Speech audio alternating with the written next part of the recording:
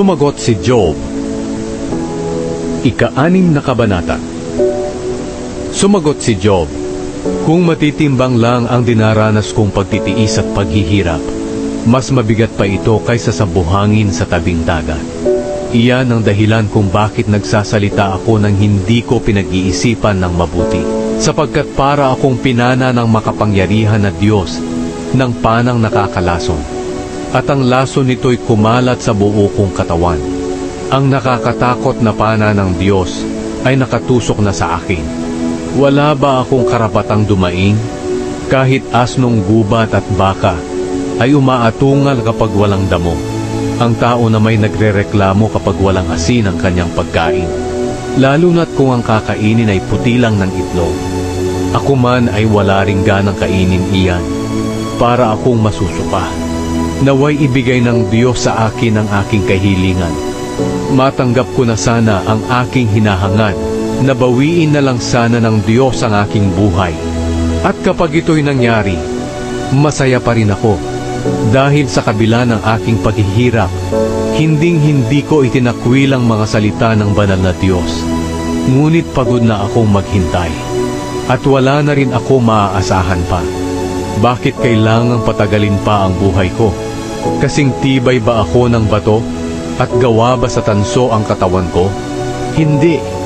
Wala na akong lakas para iligtas ang sarili ko. Wala na rin akong pagkakataong magtagumpay pa. Bilang mga kaibigan, nais kong damayan ninyo ako sa paghihirap kong ito. Kahit na sa tingin ninyo'y itinakwil ko na ang Diyos na makapangyarihan, pero kayong mga itinuturing kong kapatid ay hindi pala maaasahan. Para kayong sapa, na kung minsan ay umaapaw ang tubig, at kung minsan naman ay tuyo. Ito'y umaapaw kapag napupuno ng tunaw na yelo at niyebe, at natutuyo kapag tag-init. Kapag dumaan doon ang mga naglalakbay, wala silang tubig na maiinom. Kaya pagdating nila sa ilang namamatay sila.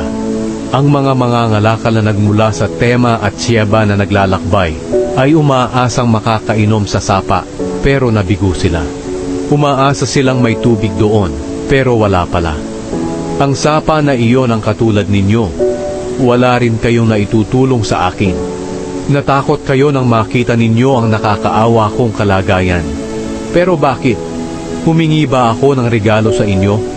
Nakiusap ba ako na tulungan ninyo ako mula sa inyong kayamanan? O iligtas sa kamay ng aking mga kaaway? Hindi. Ang pakiusap ko lamang ay sabihin ninyo sa akin ang tamang sagot sa nangyayari sa akin, at tatahimik na ako. Sabihin ninyo sa akin kung ano ang nagawa kong pagkakamali. Hindi baling masakit ang sasabihin ninyo, basta't iyon ay totoo. Pero ang ibinibintang ninyo sa akin ay hindi totoo, at hindi ninyo mapatunayan. Gusto ninyong ituwid ang mga sinasabi ko, dahil para sa inyo, ang aking sinasabi bilang desperadong tao ay walang kabuluhan. Bakit? Kayo ba'y matuwid? Nagagawa nga ninyong ipaalipin ang isang ulila, o di kaya'y ipagbili ang isang kaibigan. Tingnan ninyo ako.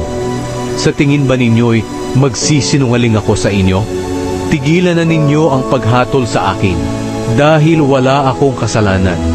Akala ba ninyo ay nagsisinungaling ako, at hindi ko alam kung ano ang tama at mali?